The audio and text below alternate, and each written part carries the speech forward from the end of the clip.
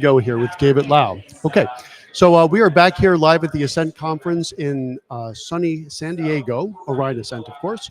And we're talking about all different types of content relative to going RIA, as we always do.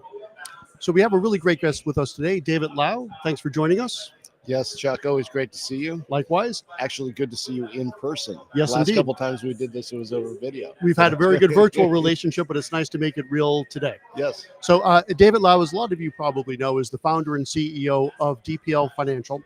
And they are really, as I like to say all the time, the 800-pound gorilla when it comes to fee-based annuities. Yes. And one thing I really like to stress to the audience, and our audience, as you know, David, is made up of advisors thinking about going RIA. And I talk to these advisors all the time. I know you do as well. And one of their big concerns is, how can I possibly do business without a Series 7? Now, Yes. we know there's a lot of solutions for that. And that's what I'd like to talk about. So if you could expand on that for us. Yeah, well, if you think about it, one of the last things that holds an advisor or a firm to their broker-dealer is insurance and annuities. So, they maybe have a book of business that is kicking off revenue to the firm. Maybe they're dead assets. Maybe they took all the commission up front. There's no trail to it. And when they're thinking about going RIA, that can be a problem.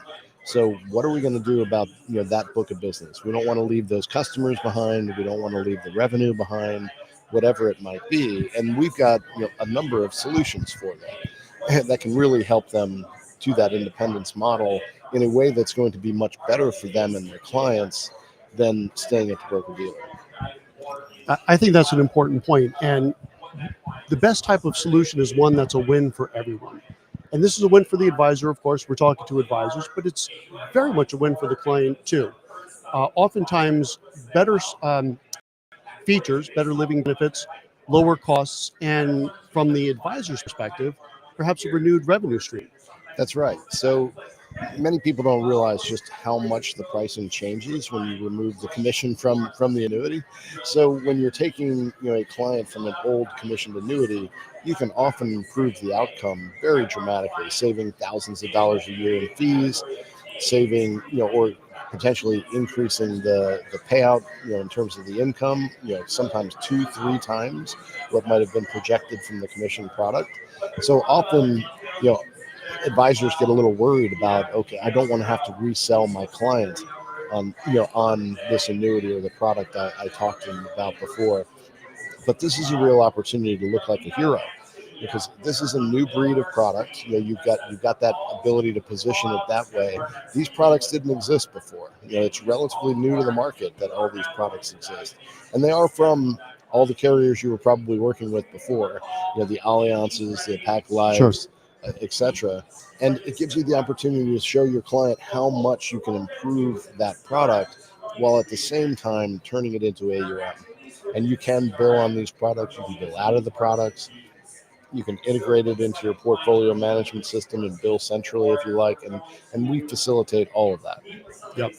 And I remember we had this conversation. We've done one of these before in the not so distant past.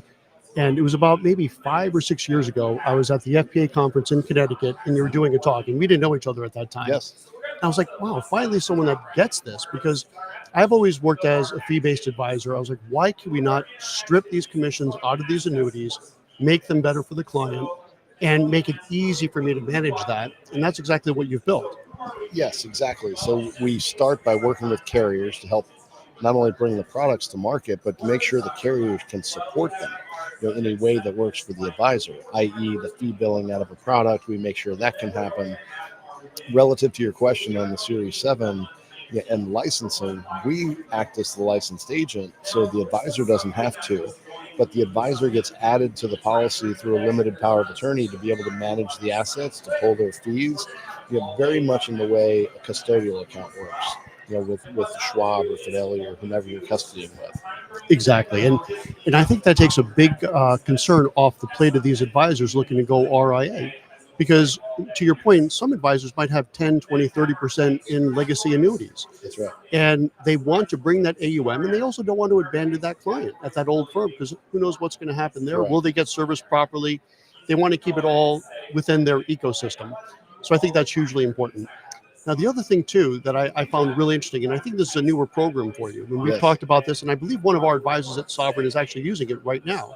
Sometimes you will have an old legacy annuity that has a fantastic living benefit that just can't be matched right now, or it's Right. been going on for a long time. So they don't have really a good reason to switch it to a fee-based annuity. It's probably good Yep. where it is, but they still don't want to leave it at their former broker dealer. That's I right. know about the solution, but please tell the audience because I think it's a great one. That's right. So, as you're saying, for most of the products that might be in that advisor's book, we can probably exchange them into a better product. But for ones that we can't, whether there's a built-in benefit that you don't want to lose, or the product's still in surrender, might have a heavy surrender penalty, what we can do there is take those policies and change the advisor of record. So at DPL, we will become the advisor of record. We can move the policies to our broker dealer and then hire the advisor back to manage the assets. So again, it's a win-win for the client and the advisor because the advisor is now getting paid to manage the assets. They continue the client relationship. And for the client, they're getting their same advisor. The advisor's getting paid to manage the asset.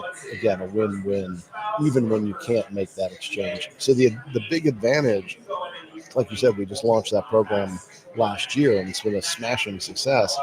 Is now for the advisor, they can take the whole book. It's not just the ones that can be exchanged.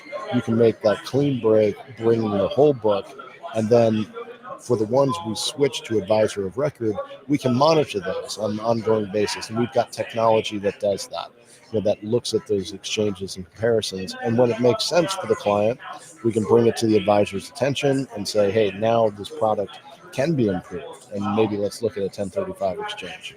Absolutely. And again, worth re-highlighting is the fact all this is done without a Series 7. That's correct. And that's the beautiful part of it, I think. Right. I mean, that's one of the many reasons people like going RIA. You can drop that, license. You don't have the FINRA oversight anymore. Now you've got a lot more freedom in order to execute your business in the way you want to. Absolutely. And that's really the calling card of the RIA space is freedom. Yes. Right. And not to say that compliance in the RIA space is the Wild West, but it's reasonable. Yes. Right. And I had the real pleasure of doing a podcast with Michael Kitsis. And I told him I was going to keep using this because I thought it was brilliant.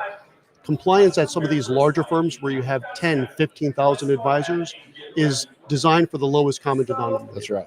So if you have to keep 10,000 advisors compliant, everything is no. And the guardrails are super narrow. Yes. But if you launch your own RIA, you set your own compliance. It's not to say that you go crazy, right? But if you think it's reasonable and it's compliant, then you do it.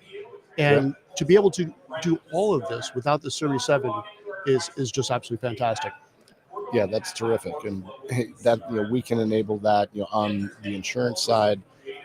The rest of the business, you can, look for a firm like Sovereign to help, help firms get into, the RIA world and get set up in all the different regards. So there are so many solutions to going RIA. If you're thinking about going RIA, you just have to ask the questions because there's an answer. Yeah.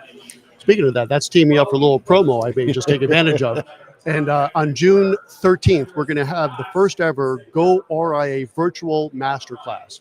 It's going to be a half day of all things you want to know about going RIA. We're going to talk about compliance, fee-based solutions, and really everything you would want to know about going RIA. So if you like these little snippets, June 13th, the registration is not open yet, but it will be soon. June 13th, if you want to save the date, it will be a half-day virtual event, so you can tune in from anywhere. And it's going to be a real masterclass format with a lot of granular advice on how to go RIA. So a little hashtag self-promotion there, but that's going to be a great event. Something I wish I had when I went RIA 5 years ago. I had to figure it out the hard way. Yeah, and there are so many resources to support people. When I've been in the RIA space almost 20 years now. Yeah. And for people thinking about getting into the RIA space, there were very limited resources back then. Now, as I was saying earlier, whatever you're thinking about doing, there are answers for it. And there are people who can help you and help guide you and set up your firm in the way you want it set up. All right. That's probably a good place to end it. But one thing I always like to ask before we really wrap it up, because we're at a conference, and I always like to see if there's any new news.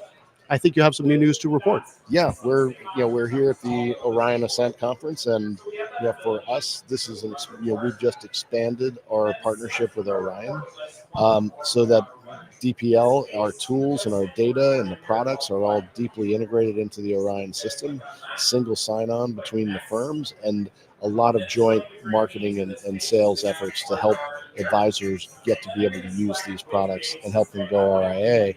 And what advisors will often find out now as they look to RIA is your solutions, not only from the product side, but from the tech side, are probably going to be way better than you've been experiencing at your broker dealer or wirehouse. Oh, without question. I know we have to wrap it up, but we could do a whole podcast on that.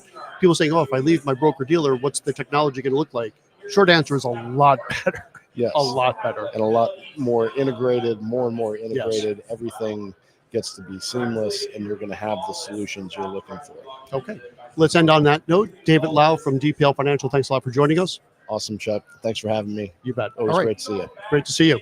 All right. So we're going to still be here for the rest of the day. We have 3 or 4 more guests coming up. So stay tuned. I'll be back on in about an hour. Thanks for joining us. Take care.